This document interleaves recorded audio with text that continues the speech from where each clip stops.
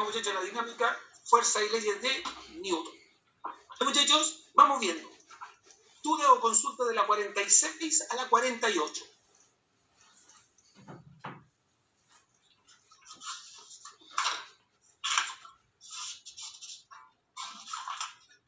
De la 49 a la 52.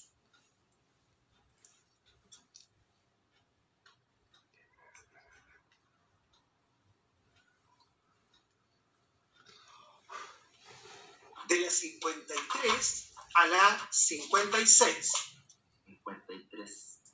53. Ya me están preguntando, me están diciendo que hay 3 bloques. En esos bloques CBA me están dando sus masas y me están diciendo que se está aplicando una fuerza de 72 newton y me preguntan por la magnitud de la fuerza que ejerce V sobre A. Fíjense, aquí, esta fuerza la vamos a dibujar con rojito para que se note clarito. Miren ahí, esa con rojito. Esa es la fuerza que ejerce que ejerce V sobre A. Por esa es la que me están preguntando. Muchachos, recuerden, el truco en estos ejercicios siempre es calcular primero ¿qué es lo que van a calcular primero, chicos? ¿Cuál es el truquito de este ejercicio? Lo primero. La fuerza neta de todo el cuerpo como si fuera uno. ¿Y cómo calculáis la fuerza neta de todo el cuerpo como si fuese uno? ¿Qué tiene que calcular primero? Sumar las masas. La aceleración. Y justamente calculan la aceleración sumando las masas. Entonces, lo primero que yo hago, es pensar como si este cuerpo fuese uno solo. Y sumo las masas. 4, 12, 18. 18 kilogramos y sobre él está actuando una fuerza de 72 newton. La normal y el peso se anulan. Aplico, muchachos, por primera vez acá el segundo principio. Fuerza neta es igual a M por A. Como hay una sola fuerza porque el peso y la normal porque el peso y la normal se anularon, entonces recuerda que aquí solamente está actuando una fuerza de 72 newton. Por lo tanto, ella adquiere el tiro el carácter de fuerza neta. Y me queda 72 es igual a 18 por A. Y esto me va a dar que la aceleración de ese bloque es 4 metros por segundo al cuadrado. Y ahí ustedes me van a decir, sí, pero yo no quiero la aceleración, pues yo quiero la fuerza. Pero, chiquillos, ya avanzamos cualquier cantidad. Porque ahora yo sé que todos estos bloques, todos, se mueven a 4 metros por segundo cuadrado. Y ahora solamente pienso en el cuerpo A, solito en él. Solo en él. Está actuando la fuerza de 72 newton. Está actuando la fuerza de V sobre A, que es la que yo ando buscando. Y este cuerpo acelera para allá a 4 metros por segundo cuadrado. Sí, vuelvo a aplicar el segundo principio por segunda vez. Fuerza neta es igual a M por A. Pero ahora la fuerza neta es 72 menos la fuerza de V sobre A y es igual a la masa de A, que son 4 kilogramos por 4. Lo tengo muerto, tíos, porque ahora me queda aquí 72 menos 16 es la fuerza que ejerce V sobre A. Y eso me va a quedar que la fuerza que ejerce V sobre A es de 56 newton. ¿De trillo? Y ahí pueden ir calculando toda la fuerza que ustedes quieran. ¿Alguna duda, chiquillos? ¿Alguna consulta? Ya. Consulta de la 54 a la 56. 55. 55. Voy a borrar esta que está acá, sí. 55. Aquí lo tenemos.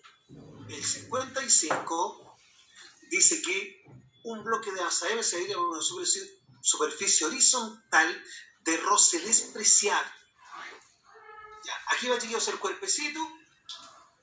Tiene una masa M, va en esta superficie donde el roce es 0. porque el roce es despreciable. Y va viajando a 8 metros por segundo. Pero ahora Dios entra aquí en una superficie rugosa que presenta roce. De hecho, me están diciendo que el coeficiente de roce es de 0,4. Y me preguntan cuánto tiempo demora en detenerse.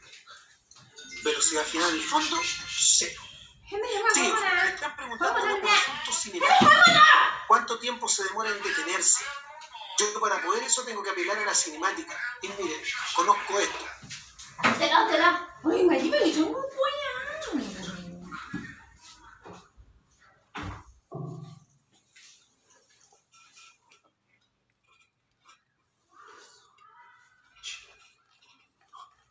Eso que está ahí. ¿Están de acuerdo, muchachos, que la que más datos tiene para poder resolver el problema es la número 1? Porque si ustedes se fijan, conozco la velocidad final que es 0, conozco la velocidad inicial que es 8, solamente puedo calcular, me faltaría calcular la pura aceleración. Pero ahora, muchachos, ¿cómo calculo la aceleración? Imagínense que el bloque está ahí, justito ahí. Las fuerzas que están actuando sobre el bloque en ese punto son, por si acaso voy a borrar esto acá para que no se le arme un despelote, son el peso para abajo, la normal para arriba, el roce para allá.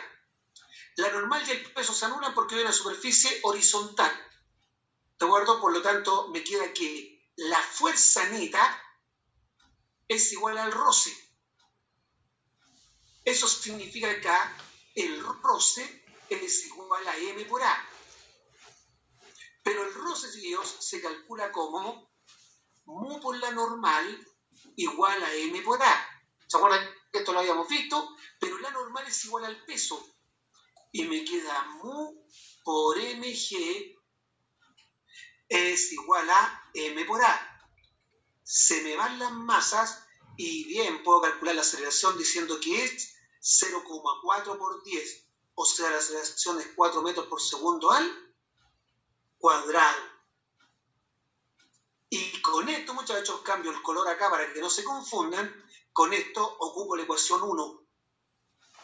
0 es igual a 4 por t. Y ahí es negativo, muchachos, porque va desacelerando, más 8. Conclusión, el tiempo es igual a 2 segundos. ¿Alguna duda, tío, en alguna parte que los haya dejado enredados? ¿Alguna consulta? 55 a 59. 58. 58. Vamos. ¿Qué se puede?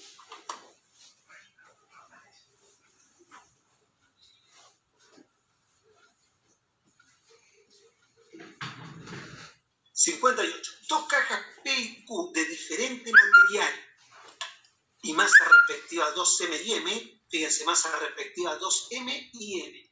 Me están entregando a ellos información. Esta masa es de 2M y esta masa es de M. Se encuentran sobre el mismo plano inclinado. La caja P va bajando con rapidez constante. Y mientras la caja Q permanece en reposo. Entonces, de acuerdo a las fuerzas que actúan sobre las cajas, es correcto que, ya, de partida, muchachos, lo primero que a mí se me ocurre al tiro es que sobre la primera información, miren, sobre P y Q, la fuerza neta es 0. Lo primero, muchachos, la primera conclusión que saco, porque este se está moviendo con velocidad constante y ese está en reposo. Y ese es el primer principio. La segunda, muchachos, información relevante que saco. Veo las fuerzas que actúan sobre los cuerpos. Ya lo primero, acá está el peso. Acá está la normal. Y acá, muchachos, obligatoriamente tiene que haber roce. Porque si no hubiera roce, muchachos, esta cuestión, los dos cuerpos caerían hacia abajo. Aquí también hay peso. Aquí también hay normal y aquí también hay roce. Y empezamos a sacar cuenta. La fuerza neta que actúa sobre P es mayor que la que actúa sobre Q. Mentira, son iguales porque en ambos la fuerza neta es 0. La fuerza de roce que actúa sobre Q es mayor que la que actúa sobre P, que actúa sobre Q. Miren, muchachos, necesariamente están de acuerdo que como la masa de Q es mayor, su peso es mayor.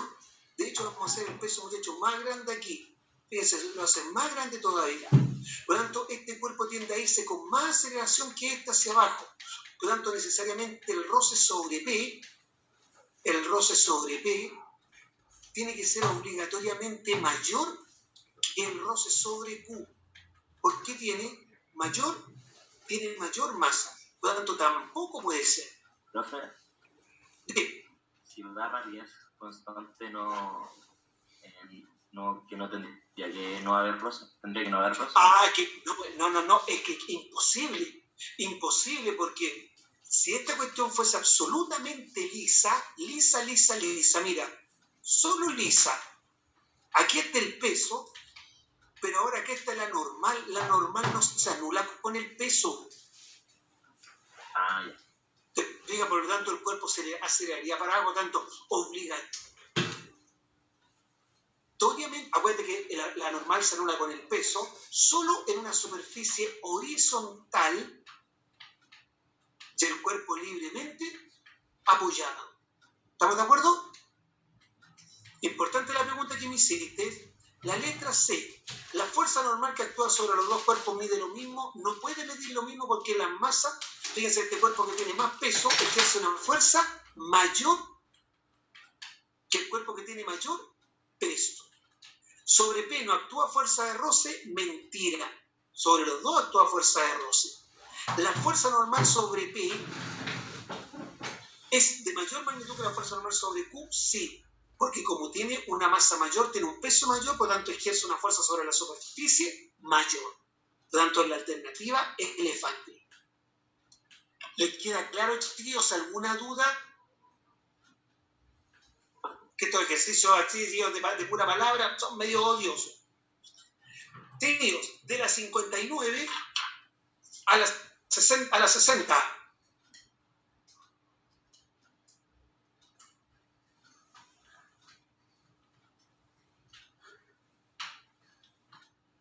De la 61 a la 62. 62.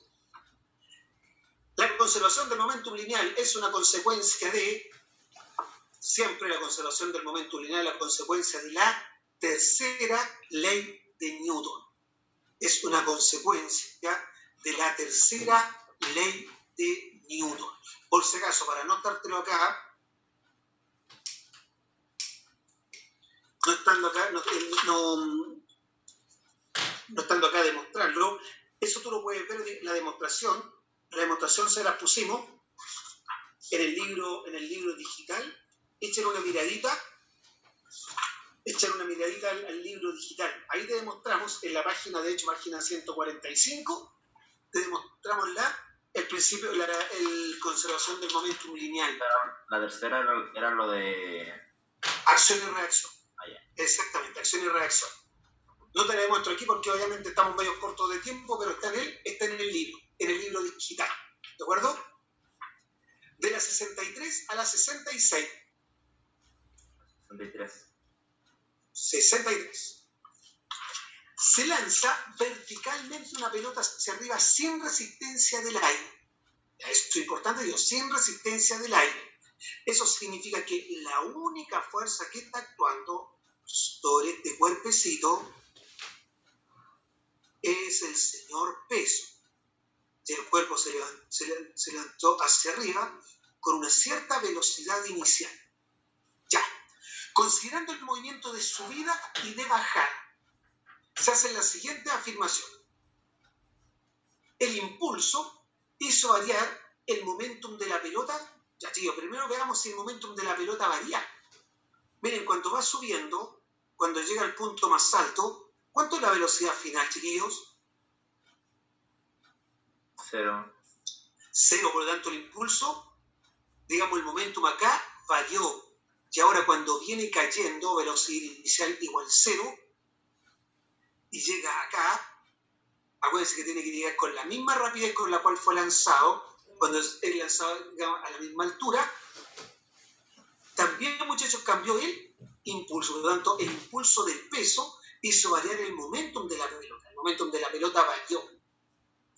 En la altura máxima, ¿su momentum es cero? Sí, porque la velocidad final es cero.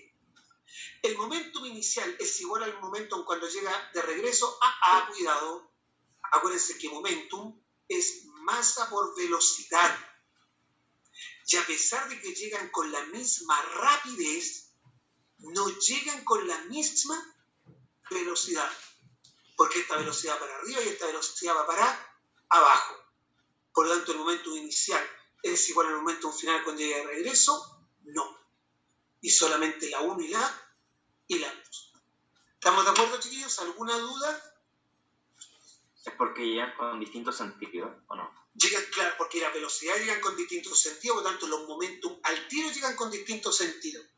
No se te olvide que el momentum es una magnitud vectorial. Por ejemplo, acá el momentum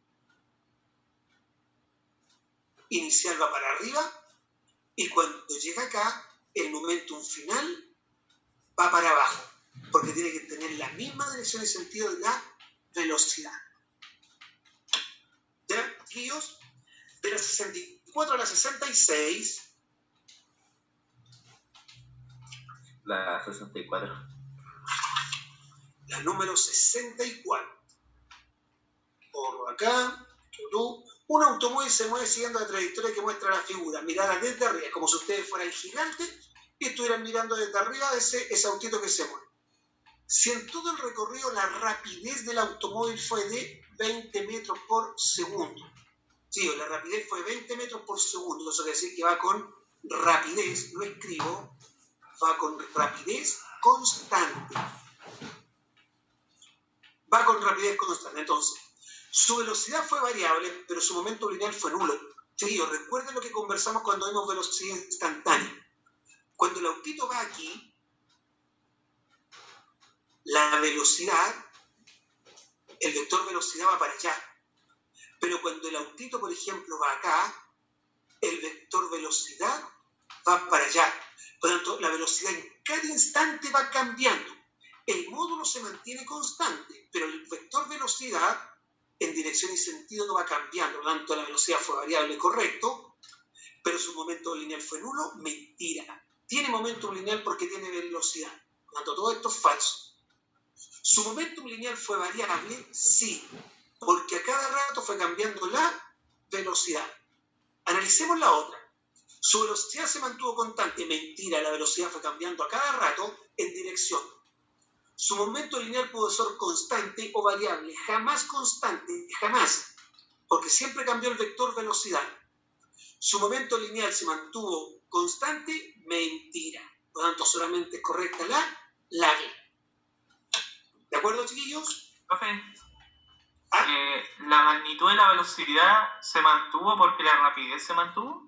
Exactamente, señor. ¿Se acuerda cuando vimos los conceptos, concepto número 8, concepto de velocidad instantánea?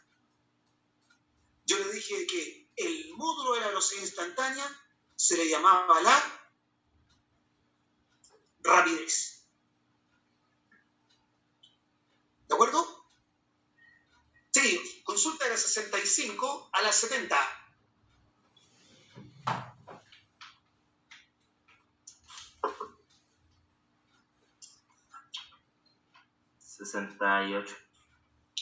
Número 68.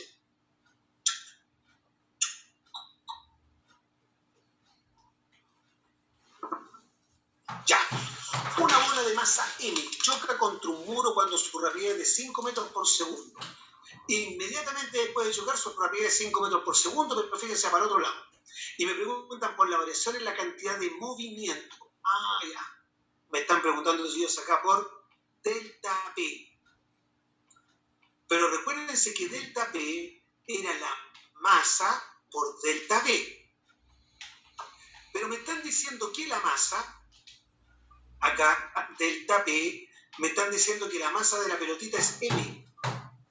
Y delta V es la velocidad final menos la velocidad inicial. Y esto es igual a M.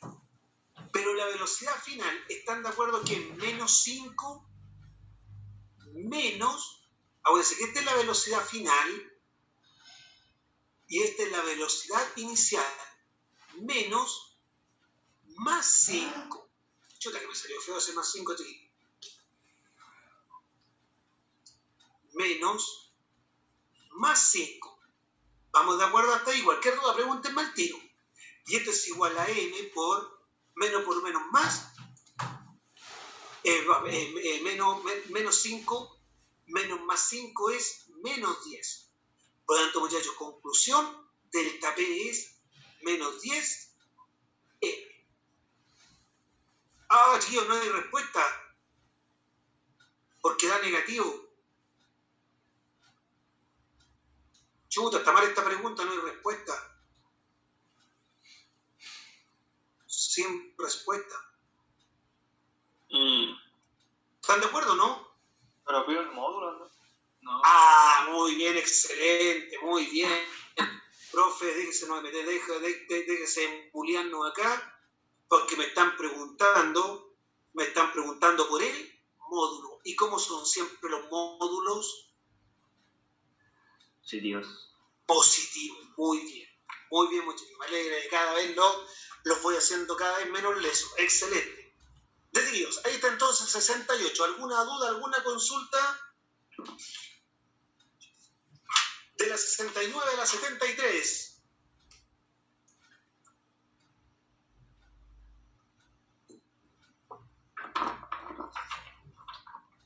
¿71? 71.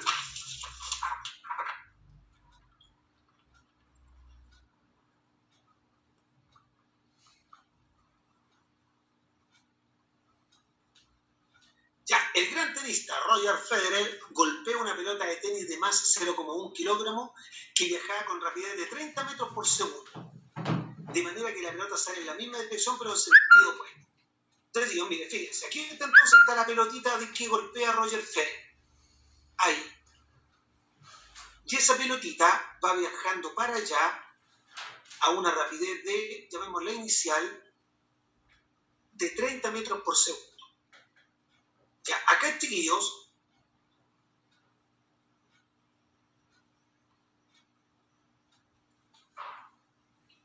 por si acaso si un malintencionado pregunta qué es esa cuestión, ya esa es la raqueta de Federer.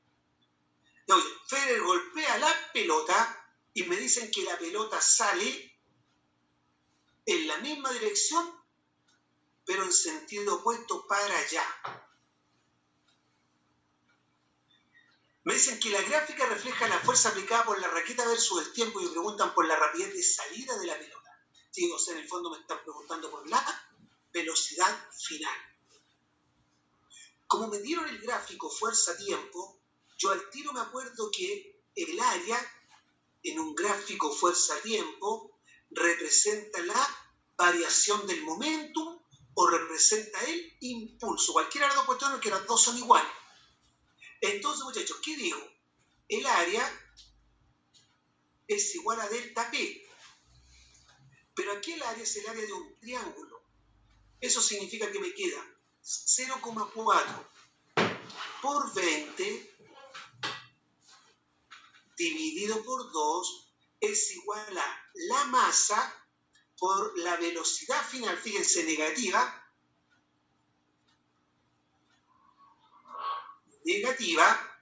¿de acuerdo? Porque va para la izquierda, menos más 30. ¿Estamos de acuerdo, muchachos? Pero hay un pequeño detalle. ¿Están de acuerdo? Lo voy a colocar de otro color para que se note bien. ¿Están de acuerdo que el impulso tiene que ser negativa? ¿O la variación del momentum tiene que ser negativa? Si alguno se pregunta por qué, se lo explico, muchachos, inmediatamente. Porque miren, supóngase que acá aquí, justito en ese momento, ahí se está produciendo el choque. Sí, necesariamente, ¿para dónde tuvo que ir la fuerza ejercida por la pelota de Roger Federer? Obligatoriamente, ¿para dónde? Sentido contrario. Muy bien, tiene que ir a la izquierda, no le queda otra. ¿Para qué cambiar el sentido de la velocidad? Y si la fuerza va para la izquierda, el impulso también va para la izquierda. Y si el impulso va para la izquierda, la variación del momentum también va para la izquierda. Por eso me voy obligado a colocarlo ahí, negativo. ¿Alguna duda, muchachos? Porque la física aquí se terminó. Ya, aquí, muchachos, toda esta cosa me queda 0,4 por 20. Esto me queda 0,4 por 20 por 2. Miren, les que estoy en reno. 0,4 por 20 igual dividido por 2. Eso, muchachos, acá me queda 4. 4 negativo es igual a la masa 0,1 por menos velocidad final menos 30. Y esto acá, muchachos, me queda, ese 0,1 pasa para el otro lado y me queda menos 40 igual a menos BF menos 30. Ese menos 30 pasa para el otro lado positivo y me queda menos 40 más 30 es igual a BF. Y BF acá me queda negativo, fíjense, negativo, y eso me queda menos 10. Tanto BF es igual a 10 metros por segundo. ¿De acuerdo, chicos? ¿Alguna duda en alguna parte? Algo que me han dicho, no, profesor, usted está como medio un grupidor. Hay una cosa que no entiendo, no recuerdo, creo que ya me lo han explicado. El tema de la diferencia entre impulso y potencia. ¿Por qué es distinta? No, son dos cosas completamente distintas. Mira, el impulso es la relación que hay entre la fuerza que estás ejerciendo sobre un cuerpo y el tiempo que estás aplicando esa fuerza. En cambio, la potencia es cuánto tiempo tú te demoras en realizar un trabajo mecánico. ¿De acuerdo? Ya vamos a llegar a ese asunto para que lo podamos profundizar. Pero por el momento te puedo decir eso que está ahí. Recuerda, entonces el impulso es la relación entre, la fuerza aplicada y el tiempo que lo aplicas. En cambio, la potencia es cuánto tiempo te demoras en realizar un cierto trabajo mecánico. Tíos, consulta de la 72 a la 75.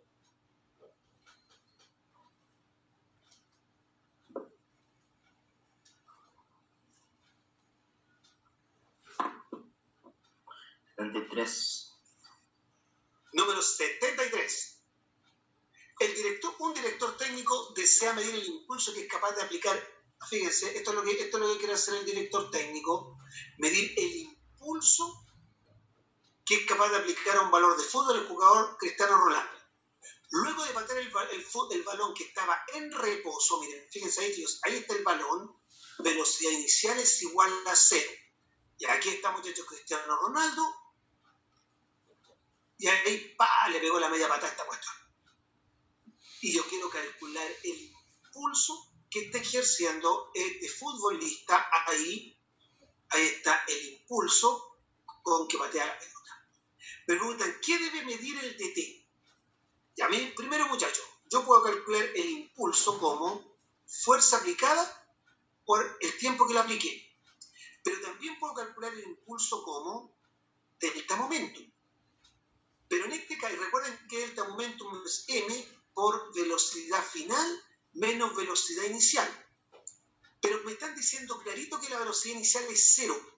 Por lo tanto, yo puedo decir ahora que también el impulso lo puedo calcular como m por la velocidad final. O el impulso f por delta t. Ya, muchachos, si quiero usar la 1, necesito la fuerza y el tiempo. Si quiero usar la 2, la masa y la velocidad final. Entonces, ¿solo debe medir la velocidad con que sale el balón? Mentira, porque me falta la masa. ¿Solo el tiempo que dura el impacto? Mentira, porque me falta la fuerza. ¿Solo el tiempo que dura el impacto y la velocidad de salida? No, porque tengo el tiempo pero no tengo la fuerza y tengo la velocidad de salida pero no tengo la masa. No me sirve. La masa del balón y el tiempo que dura el impacto, lo mismo. Tengo la masa pero no tengo la velocidad final.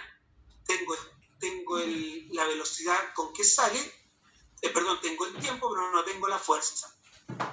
La masa del balón y la velocidad, claro, yo utilizo esa que está ahí. ¿De acuerdo, chicos? ¿Alguna duda? 74, 75. Las dos.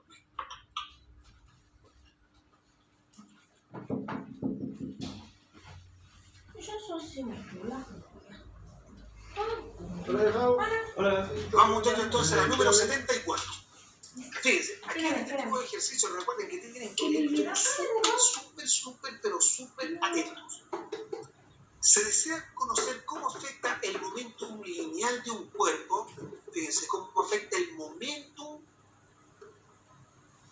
lineal de un cuerpo al tiempo que se necesita para detenerlo. ¿Cuál de las siguientes alternativas se encuentra el mejor procedimiento para lograr el objetivo?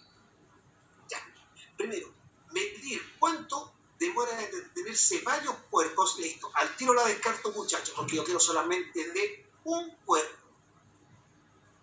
Medir cuánto demora en detenerse, vamos bien ahí, un cuerpo, vamos súper bien, a distintas rapideces cuando se aplican diferentes fuerzas. A ver, cuidado con esta cuestión, muchachos, miren. Fíjense, aquí está el cuerpecito. Aquí. Este cuerpo necesariamente se tiene que detener. Velocidad final 0. Pero para que se detenga, chiquillos, yo tengo que estarle obligatoriamente aplicándole una fuerza acá. ¿Estamos de acuerdo? Le tengo que aplicar una fuerza para que se detenga, porque esa fuerza no está, nunca voy a tener la porquería. Este cuerpo tiene una cierta masa y tiene un cierto momento, que es masa por la velocidad inicial con que sale. Entonces, si yo quiero, muchachos, ver cómo afecta el momento lineal acá, tengo que estar primero, tengo que tener un solo cuerpo, o sea, una sola masa. Tengo que ir cambiando las rapideces para cambiar el momento y medir el tiempo, pero tengo que, muchachos, que hacerlo siempre con la misma fuerza. Porque si yo cambio la fuerza, yo no voy a saber si el cuerpo se detuvo en más tiempo o menos tiempo por culpa de la velocidad inicial o por culpa de la fuerza. O sea, la fuerza y la masa tienen que permanecer constantes. ¿De acuerdo? ¿Vieron eso, muchachos? Porque es importante para resolver el problema. Entonces, medir cuánto demora en detenerse un cuerpo, súper bien, a distintas rapideces, muy bien, cuando se aplican diferentes fuerzas, no. Porque yo no voy a saber si el tiempo que se demoró en detenerse es por culpa de las distintas rapideces o de las distintas fuerzas. C. Medir cuánto demora en detenerse un cuerpo, vamos bien, a distintas rapideces, vamos bien, cuando se aplique en forma horizontal una misma fuerza contraria al movimiento. Estamos correctos. Echemos la mirada a las otras dos. ¿Cuánto demora en detenerse varios cuerpos? No. Porque estoy cambiando inmediatamente aquí el cuerpo, lo que quiero solamente de un cuerpo. Medir cuánto demora en detenerse un cuerpo, vamos bien, con cierta rapidez cuando se aplica una fuerza contraria al movimiento. Ahí, muchachos, tengo solamente un caso. No me sirve. ¿Alguna duda, muchachos, en el 74 en el argumento? Ya borramos esta y hacemos la número 75. Un carrito se lanza con una rapidez V, directo a colisionar con otro carrito idéntico V. Ya lo lanzo con rapidez V. Este tiene masa M, este tiene masa M. Después del choque se mide la rapidez de los dos carritos. Luego se duplica la masa del carrito A, machuta. Entonces 2M. Y se lanza con la misma rapidez, repitiendo la misma experiencia. Por último, se triplica la masa de A. Se realiza nuevamente el choque en las mismas condiciones. Entonces, de esta experiencia podemos decir que La rapidez de los carros, rapideces finales de los carros son variables dependientes. Claro que sí, tío, porque yo voy a medir, fíjense acá. Acá está el choque. Choque. Yo voy a medir las rapideces finales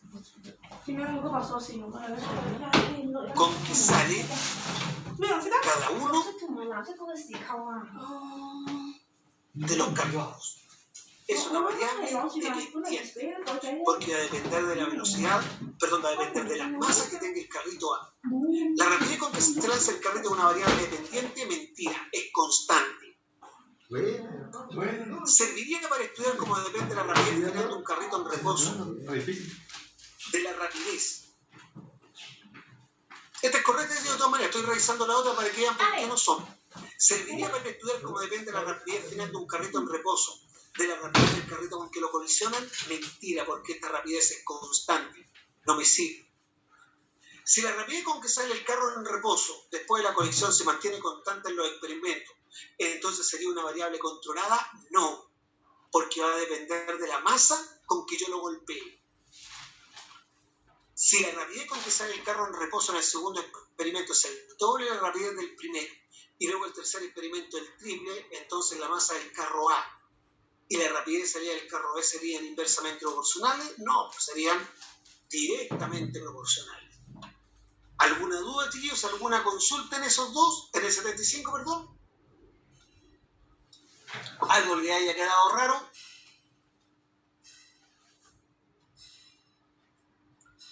Testigos.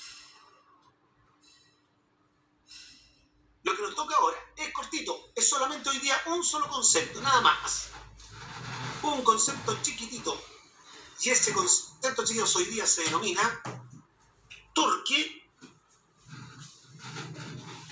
momento de una fuerza. Torque o momento de una fuerza. Torque o momento de una fuerza. Muchachos, ¿qué es lo que es este concepto? El torque o momento de una fuerza es la medida de la capacidad de una fuerza para producir una rotación. El torque es la medida de la capacidad de una fuerza para producir una rotación. Eso significa, chiquillos, esto significa que el torque está relacionado con las rotaciones. Donde hay una rotación, hay un torque. ¿De acuerdo? Donde hay un torque, va a haber una rotación. El torque, muchachos, entonces mide la capacidad de una fuerza para medir la rotación. Ahora, ¿de qué depende el torque? ¿De qué depende el torque? Ya, lo primero, chicos, el torque depende de dos variables. Primero, de la magnitud de la fuerza.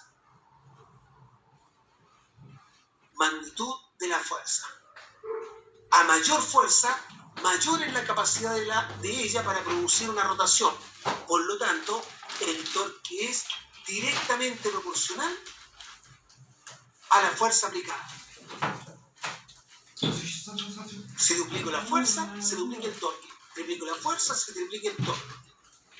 Y depende, muchachos, de hecho me gusta mucho la parte B porque es súper importante. Depende de, y miren, hasta le vamos a cambiar color. Depende de el brazo de palanca o brazo de acción. Ya, trío, ¿qué es el brazo de palanca o brazo de acción? Ya, de partida, les cuento, muchachos, la historia. De partida, toda fuerza, recuerden que toda fuerza pertenece a una recta, que es la que se denomina la línea de acción. Fíjense, supóngase que acá tengo un cuerpecito. Entonces, lo primero que necesito es que para que un cuerpo rote, muchachos, para que un cuerpo rote, yo necesito un eje de giro, un apoyo o pivote. Miren, ese puntito que dibujé con un triangulito es el punto de giro, o eje de giro, o el apoyo o el pivote. Ahora, segundo, cuando yo aplico una fuerza sobre un cuerpo, supongo que se fíjense ahí,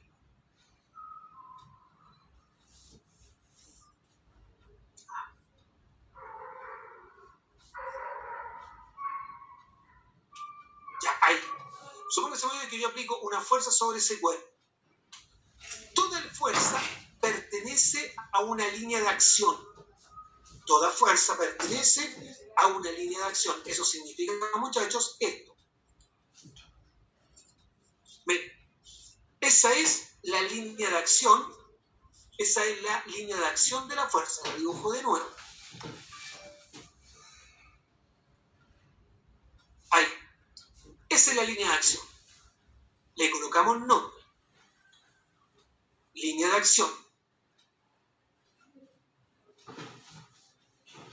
Ahora, ¿qué, muchachos, es el brazo de palanca?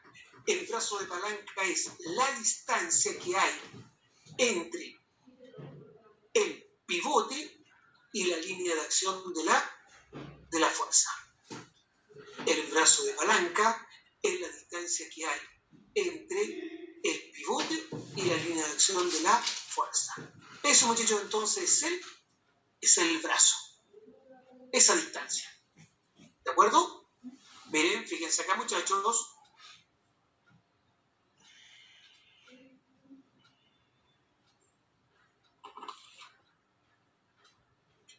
Ya, ¿están viendo, muchachos, el PowerPoint? Sí. ¿Qué están viendo? Una llave. Muy bien, una llave. Mire, fíjense, le enseño entonces a ver brazos de palanca en esta llave inglesa. Primero, recuerden, siempre tiene que haber un eje de giro, una rotación. En este caso, la llave está girando acá, miren. Ahí. Lo voy a dibujar con ese verdecito. Ahí está girando. Gira para allá. Ahora, fíjense, aquí tengo la fuerza aplicada. La línea de acción es esta. Por lo tanto, el brazo de palanca o brazo de acción es la distancia que hay entre, fíjense, el punto de giro y la línea de acción. Ese, muchachos, es el brazo ese es el brazo de palanca. ¿De acuerdo? Si ahora yo, por ejemplo, yo dibujo esta fuerza, miren, se aplicó esta fuerza sobre la llave. Esa fuerza pertenece a una línea de acción. Fíjense acá, chiquillos. Esta es la línea de acción, esa rosadita. Por lo tanto, el brazo de palanca o brazo de acción es la distancia que hay. Fíjense ahora, chicos, de otro color ahora, para que no se confundan. Coloquémoslo aquí, cafecito. Miren. Eso. Ese es el brazo de palanca. Brazo de palanca o brazo de momento. ¿De acuerdo, chicos? ¿Queda claro entonces lo que es el brazo de palanca o brazo de acción? Porque ahora, dime. Entonces pueden haber varios brazos de palanca en un sistema, ¿o no? Pero por supuesto, claro que sí. Pues mira, suponte que te dibujo la fuerza así de esta manera. Y hagamos otra, la vamos a hacer de color verde claro.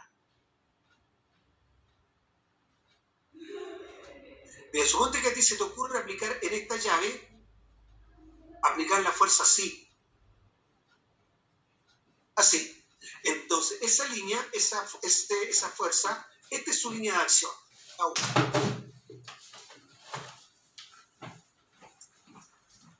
Mira. Esa rosadita. Esta es su línea de acción. Y el brazo de palanca, recuerda siempre, es la distancia que hay entre el pivote y la línea de acción. Recuerda que tiene que ser perpendicular si es una distancia. ¿Te fijas? Esa es el brazo de palanca. Mira, brazo. Mira, ese es el brazo para la fuerza verde, para esta. Este es el brazo para esa y este es el brazo para esa. ¿De acuerdo? Ahí te dibujé hartos brazos para que lo tengas clarito. Ya, ahora, muchachos, ¿qué significa esta cosita?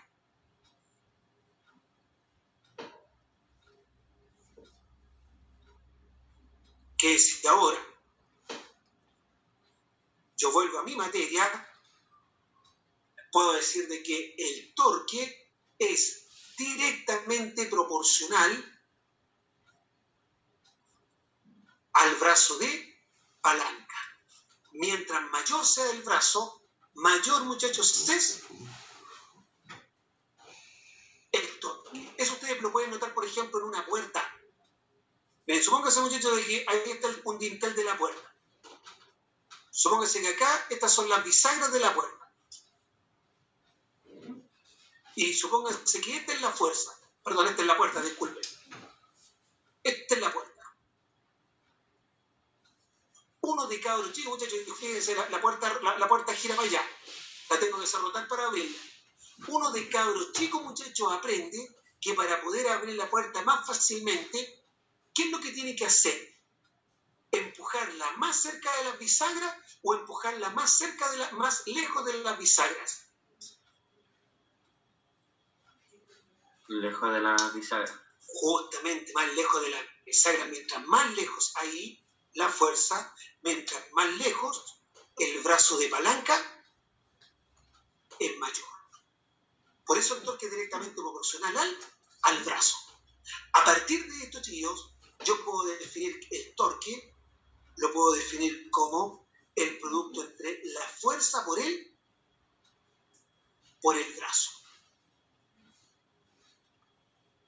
El torque, su símbolo, es la letra griega tau. Su unidad de medida es el newton por metro. Y es una magnitud vectorial. Ante una fuerza medida. Y además, chiquillos, número 3, como el torque es una magnitud vectorial, tiene un sentido, tiene un signo. Un torque puede ser positivo cuando, chiquillos, el cuerpo que rota, el cuerpo que gira, se mueve en el sentido opuesto, a las agujas del reloj. Por ejemplo, si yo aplico una fuerza aquí, se mueve para allá. Y un torque va a ser, chiquillos, negativo cuando, si acá tengo yo el pivote, siempre tengo que tener un pivote, un punto de apoyo o un giro. Cuando la fuerza que yo aplico,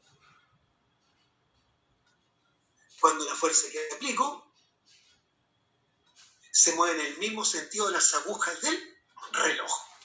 ¿De acuerdo? Entonces ahí ustedes tienen torques positivos y tienen torques negativos. Y los número 4, chicos, el torque neto. Esto es cuando actúa más de un torque sobre un cuerpo. Profe, por ejemplo, dime. Que no escuché bien, ¿cuándo es positivo y cuándo es negativo el torque? Es importante esa cuestión, súper importante. Es positivo cuando gira en el sentido opuesto a las agujas del reloj. Mira, por este caso, te hago un relojito acá. Aquí tengo un símbolo. ¿Ya? ¿Estás viendo el relojito? Sí. Aquí vamos a poner tutú ahí, tutú allá, tutú ahí, a no ser con poquito cuesta. Ya ahí te voy a colocar ya una flechita ahí. Ya. Entonces, ¿estáis de acuerdo que esta flechita va a girar así? ¿El relojito? Sí.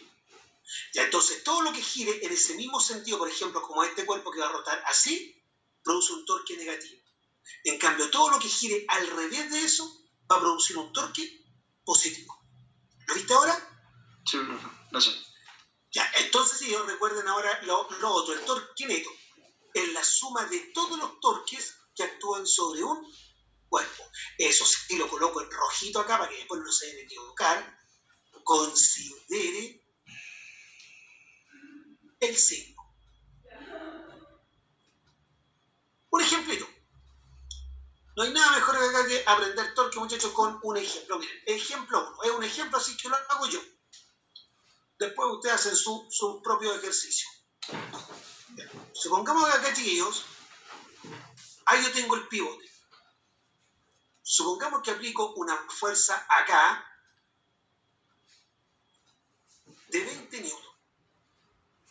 y esta distancia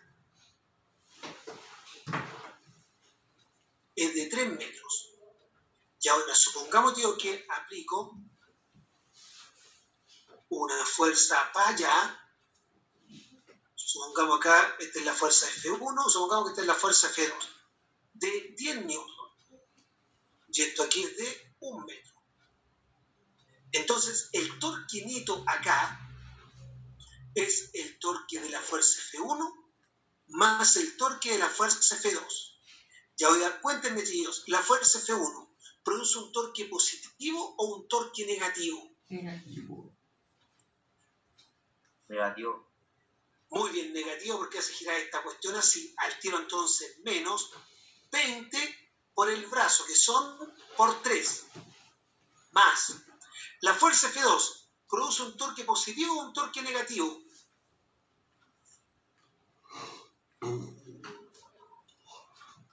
Positivo.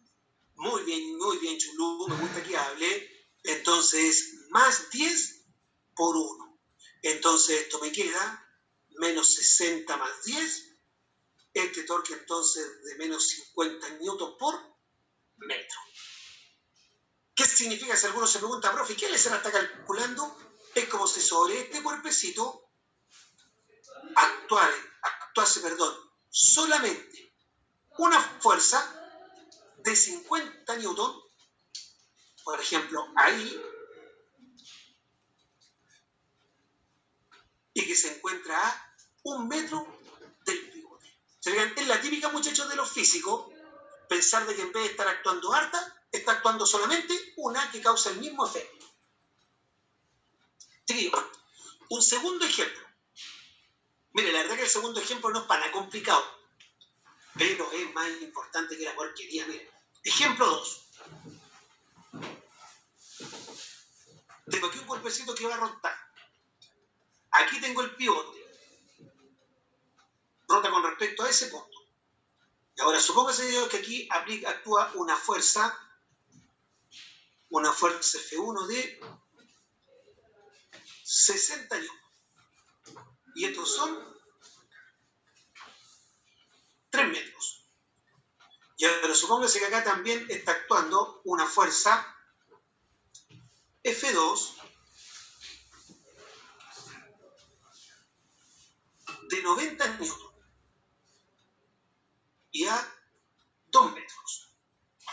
Entonces, si ustedes me piden calcular el torque neto, yo de nuevo voy a decir, mira, el torque de la fuerza F1 más el torque de la fuerza F2. Pero el torque de la fuerza F1, tío, F1 produce un torque positivo o un torque negativo. Negativo. Muy bien, menos 60 por 3, más. La fuerza F2 produce un torque positivo o un torque negativo. Positivo. 90 por 2. Tío, ¿cuánto le da esto? 0. Muy bien, miren. Torque neto es 0. Están actuando 2 torques sobre la barra. Pero el efecto final es que, como si no estuviese actuando, ninguno.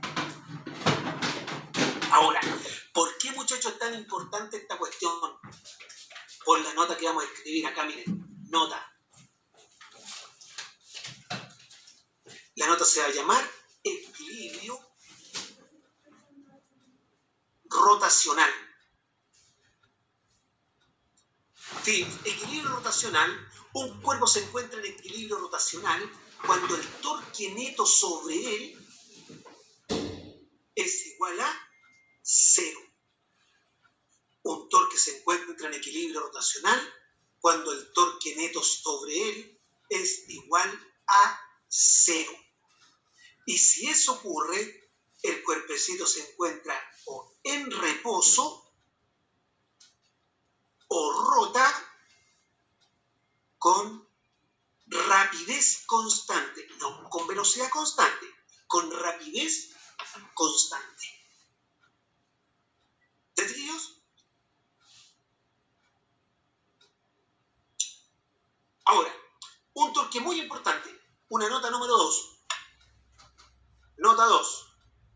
torque, chiquillos, es importante. La verdad que es bastante fácil, pero es bien importante.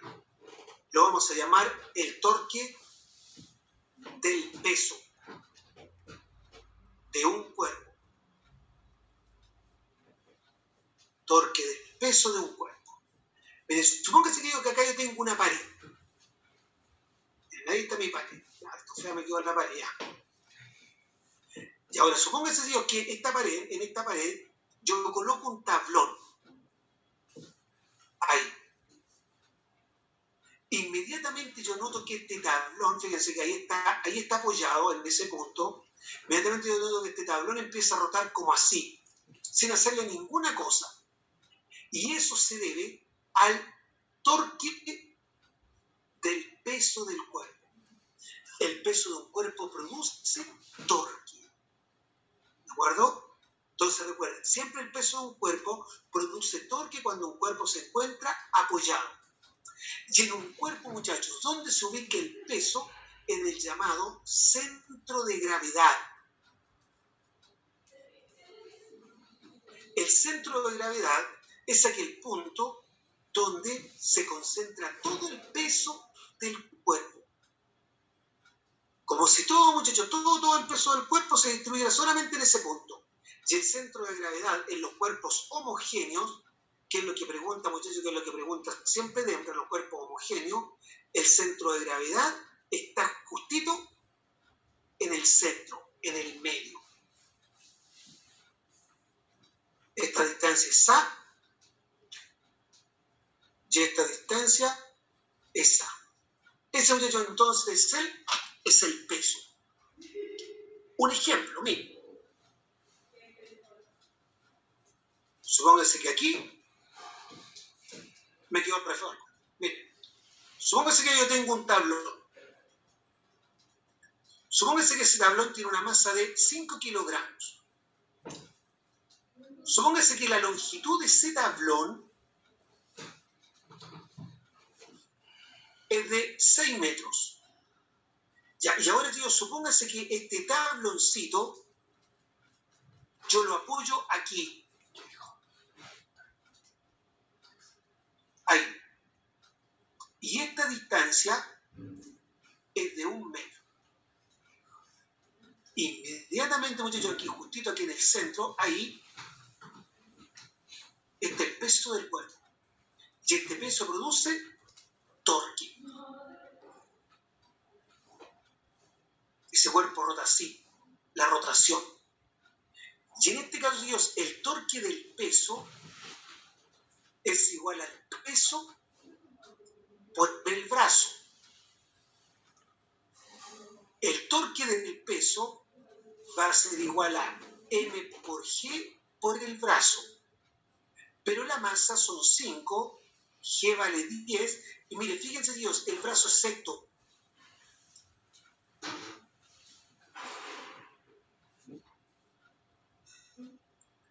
Ahí está el brazo. Y como todo esto acá mide 3 metros, porque está justito en la mitad, y esto mide 2 metros, ¿están de acuerdo que el brazo mide 2 metros? Y más encima es negativo. Por lo tanto, el torque del peso acá me queda igual a menos. Ese muchacho, entonces, de esa manera se calcula el torque de esta fuerza tan importante. Muchos problemas, muchachos, gigantescos, tienen la culpa el torque del peso. Varios problemas grandes que ocurren, sobre todo en la construcción. Y muchachos, terminamos este asuntito con una aplicación bien importante de los torques, muchachos, muy importante, que son las poleas. Las poleas, chiquillos, primero son cilindros acanalados, por los cuales pasa una correa. Fíjense, son cilindros acanalados. Aquí está el cilindro, miren. Este es el cilindro acanalado. Pasa una correa. Ahí. ser, o puede ser una cadena también. Y en los extremos de esta cadena se ejercen dos fuerzas. Una llamada la fuerza potencia y la otra llamada la fuerza resistencia, que es la fuerza, muchachos, a vencer, el lastre que también a veces se llama. Por ejemplo, fíjense, ¿ven? Ahí está mi manito haciendo la fuerza potencia. Y este, muchachos, es el peso de este cuerpo, peso que hace de fuerza resistencia. ¿De acuerdo? Entonces, eso es una polea. Son cilindros acanalados por los cuales pasa una correa o una polea o una cadena, y en los extremos se ejerce una fuerza llamada potencia y una fuerza llamada resistencia. Muchachos, las poleas trabajan bajo el concepto de equilibrio rotacional. Y tenemos dos tipos de polea. La polea fija y la llamada polea móvil. La polea fija, tíos, no se traslada cuando se aplica la fuerza potencia. No se traslada, miren, está aquí agarradita, apoyadita al techo. Miren, fíjense, ahí se agarró al techo. Y esto va rotando, la polea rota, yo aplico para allá la fuerza potencia, el lastre o la resistencia sube, pero la polea lo único que hace es rotar y no se mueve. En cambio, tíos, la polea móvil, ahí está, la polea móvil se traslada cuando yo aplico la fuerza potencia. Pero fíjense, acá tengo el lastre, acá está lo que yo quiero levantar. Ahí está la fuerza resistencia. Aquí está la fuerza potencia, la fuerza que yo estoy haciendo. Y cuando estoy haciendo la fuerza para arriba, esta poleita, muchachos, junto con el lastre o la resistencia, suben. Ahí.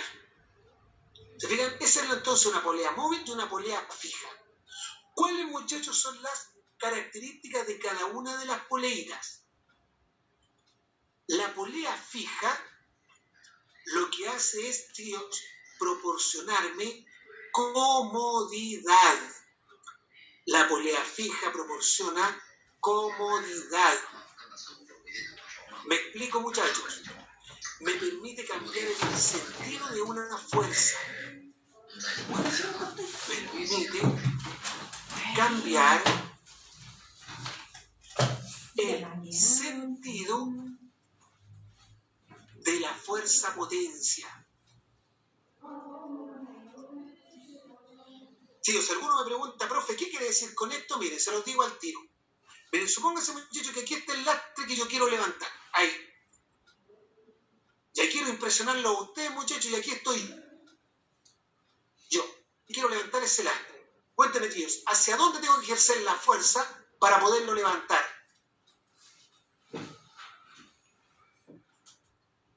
¿Hacia dónde? Con sentido contrario al peso. ¿Para dónde? ¿Para dónde? Específicamente, ¿para dónde? Hacia arriba. Hacia arriba, muy bien. Listo. La fuerza potencia. En cambio, tíos, ahora yo ocupo una polea para levantar ese mismo lastre.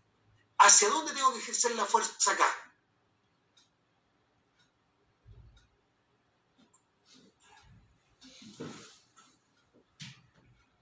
¿Están de acuerdo que hacia abajo? Y es mucho más cómodo ejercer fuerzas hacia abajo que fuerzas hacia arriba. Entonces recuerden, la polea fija me proporciona comodidad. Permite cambiar el sentido de la fuerza potencia.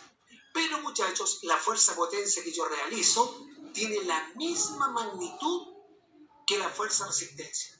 Por ejemplo, supongamos si el peso de este bloque fuera de 800 newton, yo la fuerza que tengo que realizar acá es de 800 newton. Ahora, no se le olvide, polea fija, comodidad. Ahora, tíos, ¿cuál es la gracia de la polea móvil? La polea móvil me permite, muchachos, reducir la fuerza potencia a la mitad de la fuerza resistencia. O sea, muchachos, miren, supóngase que esta fuerza acá esa aquí dice 100 newtons, supóngase que este lastre tiene un peso de 100 newtons. Yo para poderlo levantar solamente tengo que ejercer una fuerza potencia de 50 newtons. ¿Se dan cuenta? No olviden, esa es la característica esencial de la polea móvil. Es capaz de reducir la fuerza resistencia a la mitad. Pero ahora, chiquillos, si se me ocurre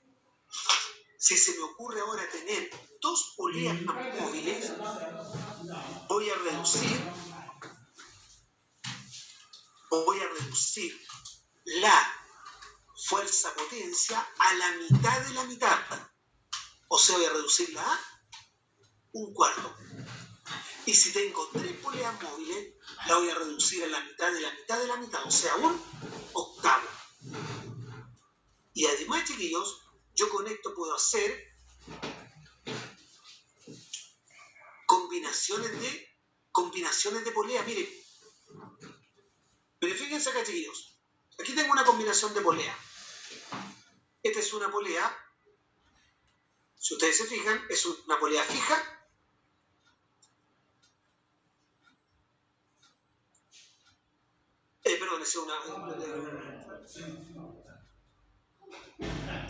Esta es una polea fija y esta es una polea móvil. Esta me reduce la fuerza a la mitad y esta me permite hacer una fuerza cómoda. Por ejemplo, si esta cosita midiese 100 newton, la fuerza que tengo que hacer acá es solamente de 50 newton. Y miren, fíjense, acá tengo el mismo lastre, que también pesa 100 newton, pero ahora tengo dos poleas móvil, fija. Por lo tanto, ahora reduzco la fuerza a la cuarta parte, es decir, 25 newton. ¿De acuerdo, chiquillos? Esas son entonces la aplicación más importante de los torques. Y a propósito de lo mismo,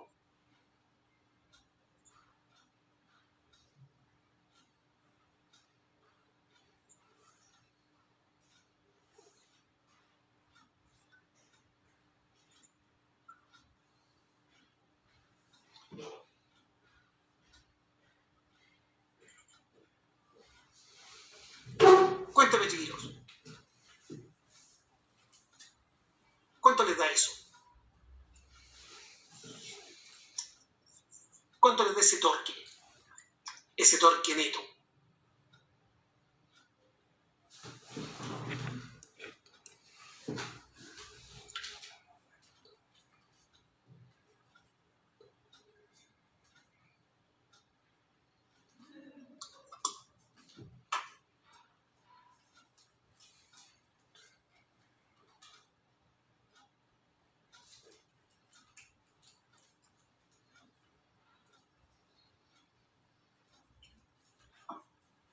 Pero respuestas en el chat, ahí están apareciendo, muy bien, están apareciendo. ¿Positivo o negativo?